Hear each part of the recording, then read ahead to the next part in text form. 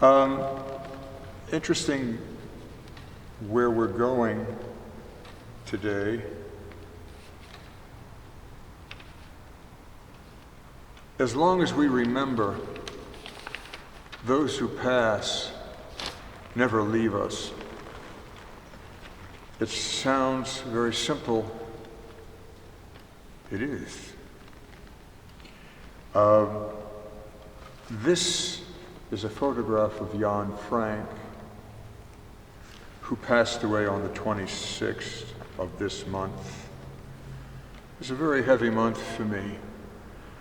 Jan was my son's godfather, but this is a heavy month for me in the respect that when I was 11 years old, I campaigned for Jack Kennedy and miraculously got to shake his hand in Hempstead, Long Island. So needless to say, when he was executed, how traumatic it was for me, as obviously demonstrated by the rest of the country, who grieved from Thursday afternoon to Sunday night, commercially uninterrupted on television. Now think about what you see in the world today with no attention span whatsoever. Hey, you like me? You got to take photographs. You can't sit still. From Thursday afternoon to Sunday evening, we grieved as a nation, uniformly, commercially uninterrupted. As my colleagues very well know, if you wish to appreciate anything in life, you have to be still.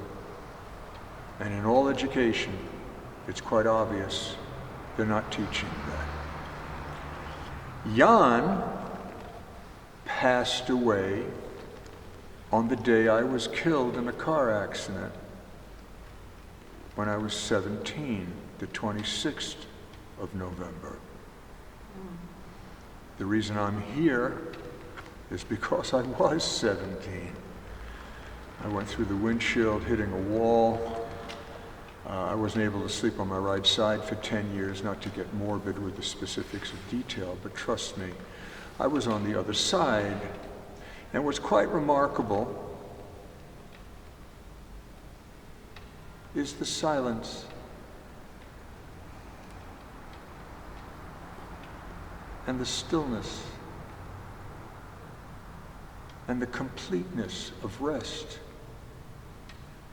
without any editorial connection to sensorial, what that could be within the human consciousness condition that we take for granted every day in our animated lives. And just as I was about, I don't know how endlessly suspended, I heard a voice, just close your eyes, no pain.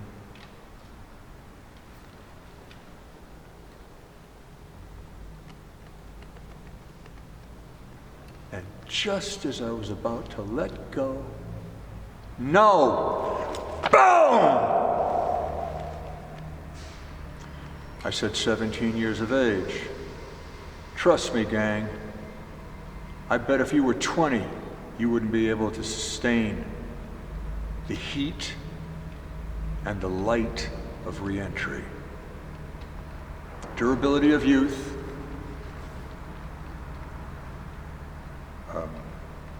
You turn 40, you're given the gift to cut excess baggage without guilt. You turn 50, less baggage. You turn 60, no baggage. Then you turn 70, and you enter your sweet section. So depending on how you've taken care of your pod, which your mind resides in, those are the beginning of days. Why wouldn't anyone consciously train for that moment to really exalt in the sweet section of their consciousness? That said, I'm talking too much as a preamble. Let me read this piece dedicated to Jan. Standing before one who once was so strong, Vitality spilling over, now yellow, wasting away before my eyes.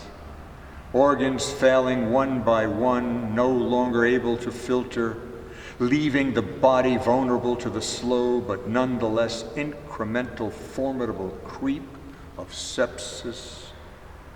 To watch the eyes of communication fade from expression, a drowsy, heavy-lidded look as the biggest sleep of all carries off this fragile, mortal coil. Animation disengaging cell by cell until the breath leaves, rendering the body free of soul, inert, other than the rapidity of decay exponentially progressed, souring the sweetest of remaining sinew. This host rendered worthless, a spirit released to join the light, as the darkness of death seals the bargain. I had promised John I would pass him on to the other side with grace and dignity. He soon was no longer able to quench his thirst through a straw. I had to dip a small sponge in the water and let him suck from that. The tide was rising to carry his ship out to sea and the ultimate voyage. As the moment approached, his eyes popped open, and he asked me, "What do we take?" I immediately touched his forehead with my index, middle, and fourth fingers on his third eye. "This is your compass." Then touching his heart, "This is your moral rectitude." Touching his forehead again, "Your sextant," and then his chest, "Your micrometer. You are an experienced sailor. Your tools are telepathic, limitless." He smiled.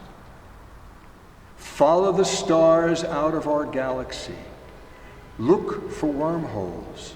Don't be afraid of them as they suck in all that energy. Through them you will enter into endless new worlds, the totality of totality, where everything that was is, and will be is.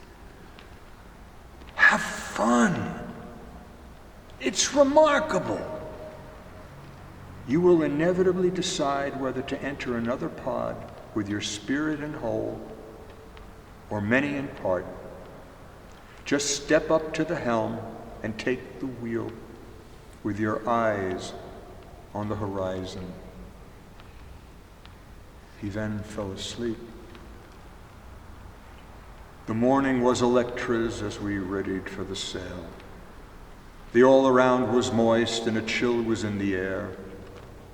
A shroud of fog held to us as the moon slipped from our view. And all throughout the darkness, we boarded up our crew.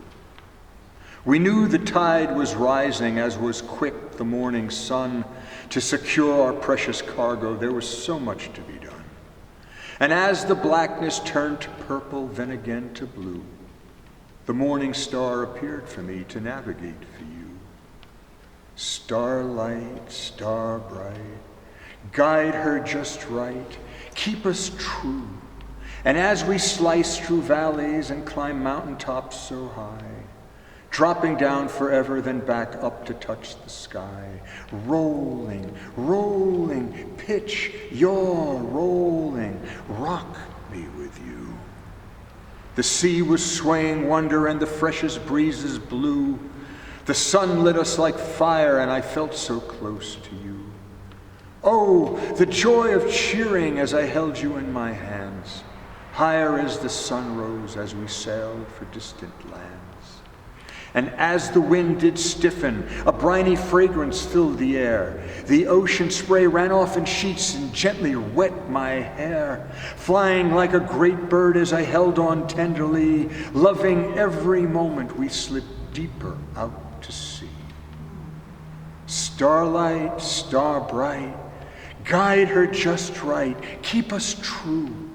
And as we slice through valleys and climb mountaintops so high, dropping down forever, then back up to touch the sky, rolling, rolling, pitch, yaw, rolling, rock me with you, take me there, take me there, take me there, take me there.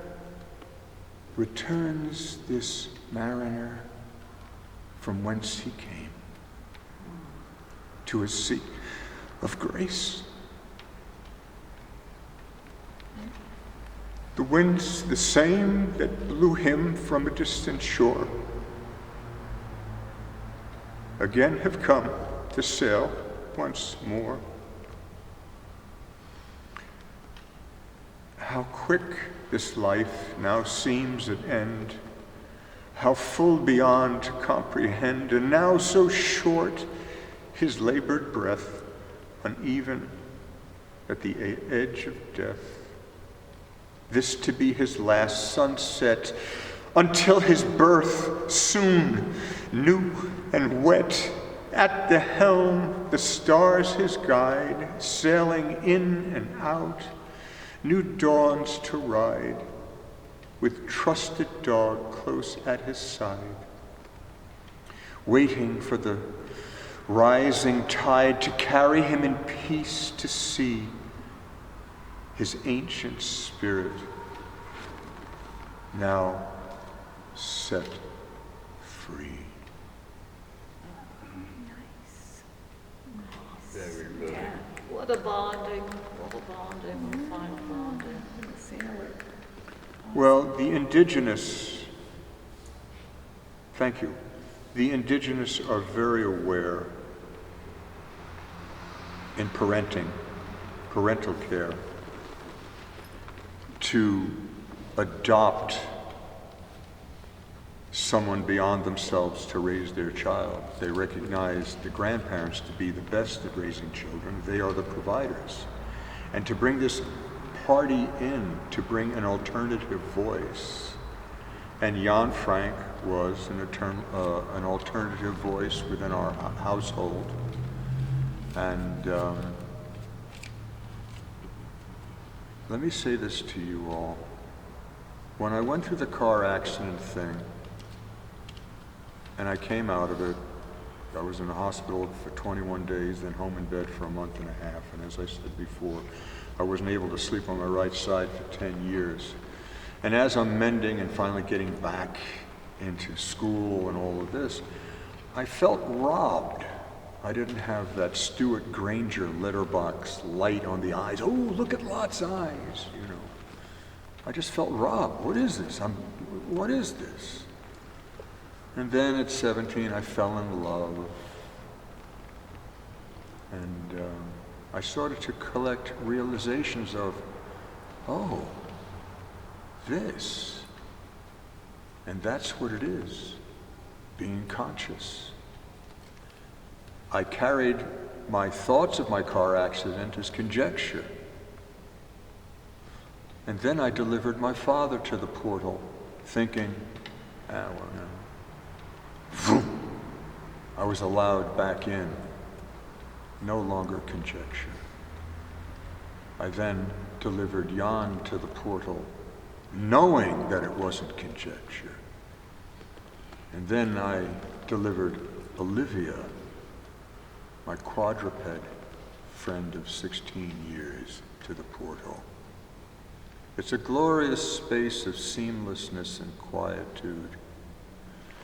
Matter, as Doug eloquently said before, cannot be created or destroyed. It is. We are photons of light, thus matter, so obviously we're continually in existence within a stasis of stillness where there's no time. Where does time enter the equation? Upon examination. And we of mind, within various pods on this earth, have this unique gift of consciousness. So when you say, well, what are you thinking? Blah, blah, blah, blah, blah. But then if you entertain, why are you thinking? It's a paradigm shift. And the answers that you ultimately conclude take on a whole different dialect and dynamic.